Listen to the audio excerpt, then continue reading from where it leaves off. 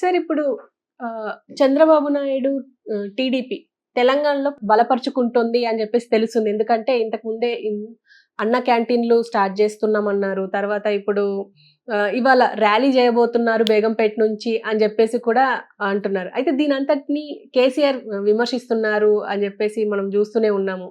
రావద్దు అని కోరుకుంటున్నారు అని చెప్పేసి కూడా తెలుస్తుంది. అసలు మీరేమంటారు సార్? యాక్చువల్‌గా చంద్రబాబు నాయుడుకి చాలా ఎక్కువ ఆదరణ ఉండేది.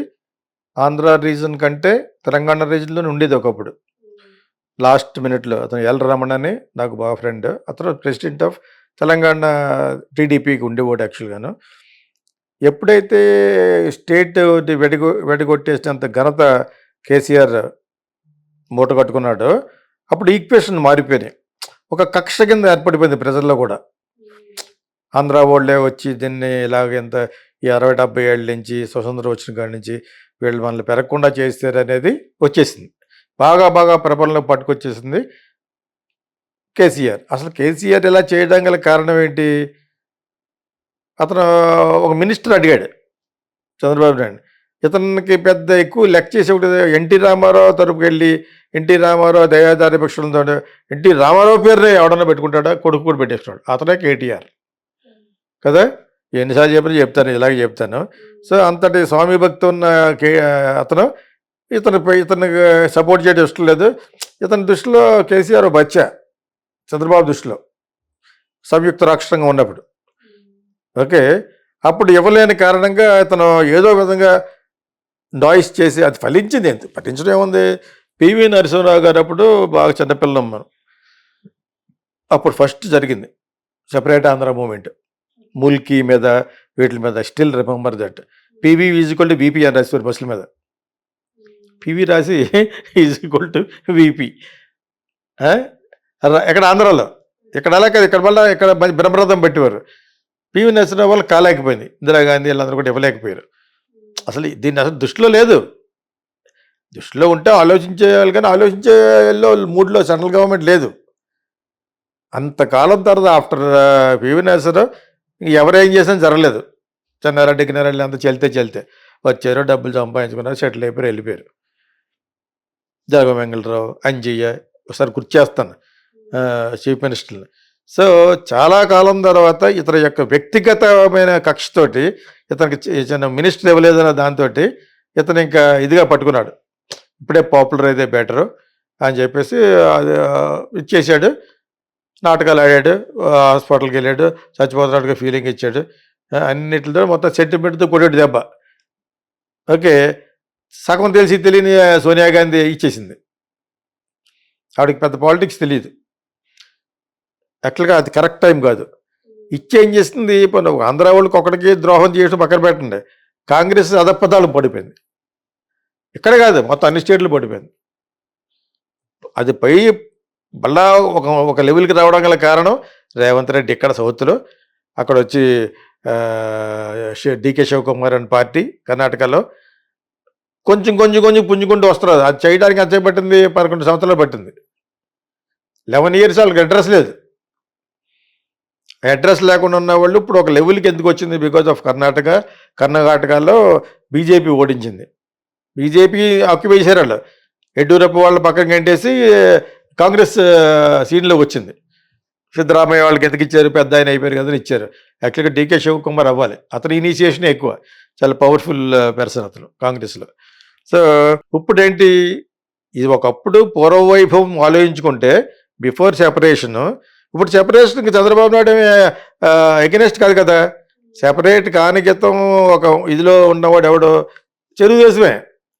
వాళ్ళకి పెద్ద ఎస్టాబ్లిష్డ్ ఆఫీసు, వాళ్ళ ఇన్ఫ్రాస్ట్రక్చర్ ఫుల్ ఉంది.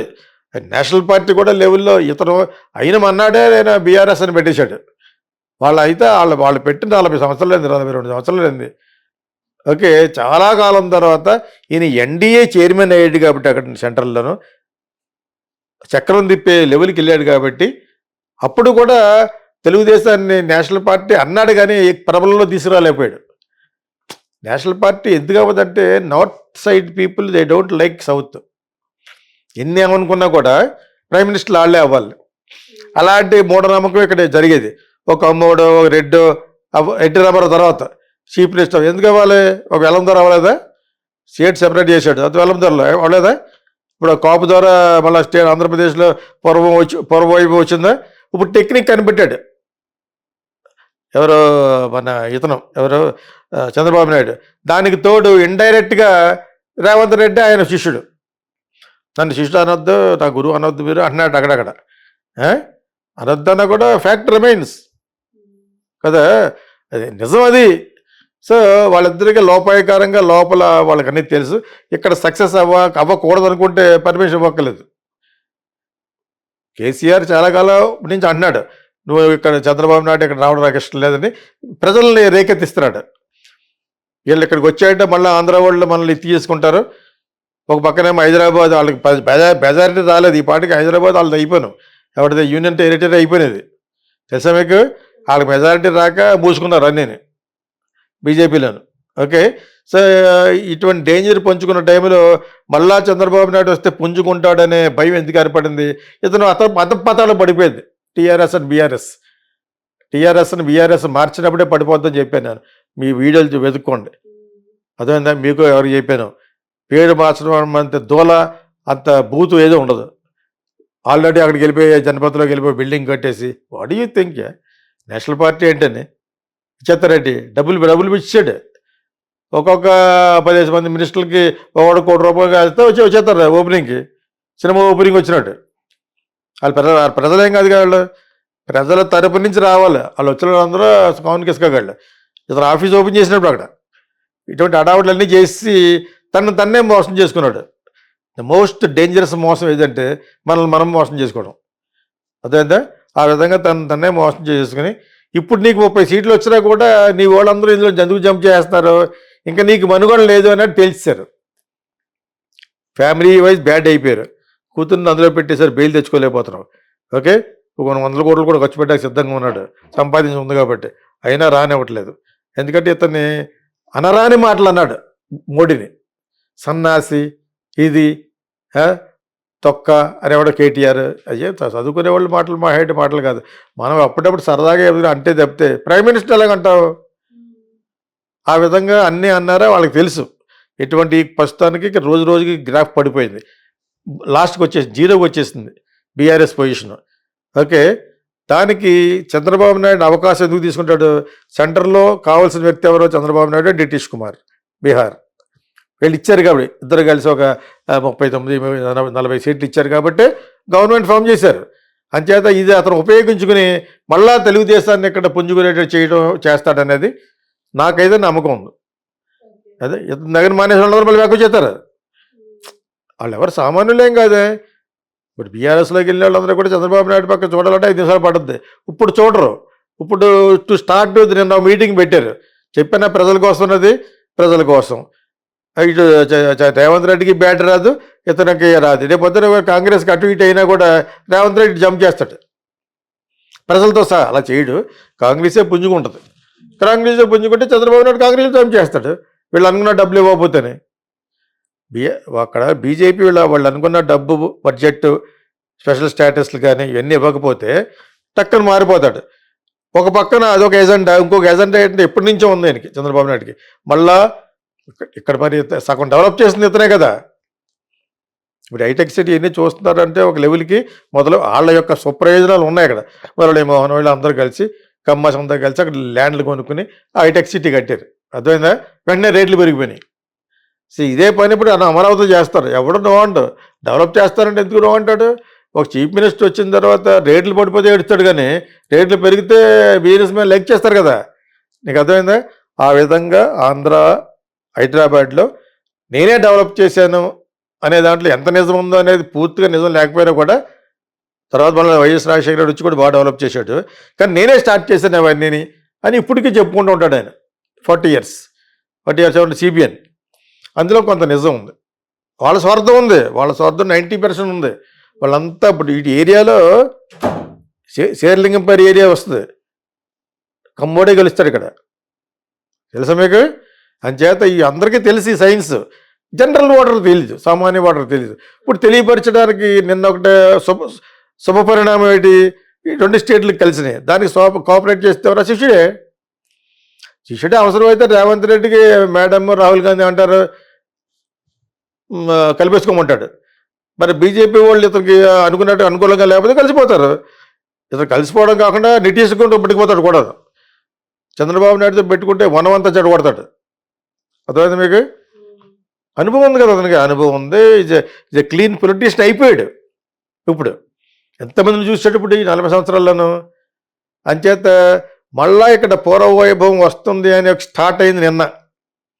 2 స్టేట్లకి రావాల్సిన బకాయిలు తీర్చుకోవడం అనే పేరుతోటి కలుసుకుని సద్భావంతో ఉన్నారు ప్రస్తుతం, శుభ పరిణామంలో. సో ఈరోజు మళ్ళీ ఢిల్లీ వెళ్ళి వస్తున్నాడు కాబట్టి పోయిందేముంది, ఒక 1 కోటి రూపాయలు ఖర్చు పెట్టిందంటే ఆ పక్కన శేరిలింగంపల్లి వాళ్ళు అందరూ కలిసి 20 కోట్లు ఖర్చు పెడతారు. చాలామంది ఉన్నారు, గాంధీ గింది చాలామంది ఉన్నారు. వాళ్ళందరూ నాట్ లైక్ అదర్స్, వాళ్ళు they are very loyal to Chandrababu Naidu. Chandrababu నాయుడుకి లాయల్ అంటే దాని తెలుగులో ఏమంటారు, దగ్గరగా ఉంటారు కదా. ఆయన ఆలనా పాలనా చూసుకునే వాళ్ళు ఈ ఏరియా ఇదే మెయిన్. అదేందా వాళ్ళంతా ఖర్చు పెడతారు, ఎంత ఖర్చు పెడతామో అంత ఖర్చు పెడతారు. పార్టీ కూడా అడుగుతుంటలేదు, బ్రహ్మాండంగా ఖర్చు పెడతారు వాళ్ళు. అంటే మొత్తం ఇది ఒక జోల్ట్. ఇంక ఇది లాస్ట్ క్లైమాక్స్ ఎవరికి, బీఆర్ఎస్కి ఇక జీవ సమాధి. అది ఇతను ఎప్పుడైతే గెలిచాడో మళ్ళా వాళ్ళ పునర్జన్మ అనమాట. మంచి ఫైల్లో ఉన్నాడు ప్రస్తుతం చంద్రబాబు నాయుడు గారు. రావాలని కోరుకుంటాం. ఎందుకంటే ఇతను ఏళ్ల యొక్క జులుం కూడా పోవాలి. ఇక్కడికి వస్తే ఉంది, తెలంగాణలో ఎవరో ఉంటారు. ఇక్కడ ఫామ్ చేసినంత మాత్రం ఆంధ్ర వాడు తీసుకొచ్చి అక్కడ మినిస్టర్ చేయడు కదా. ఇక్కడ 100కి ఆయన ప్రెసిడెంట్ ఉంటాడు, 100కి 100 రూపాయలు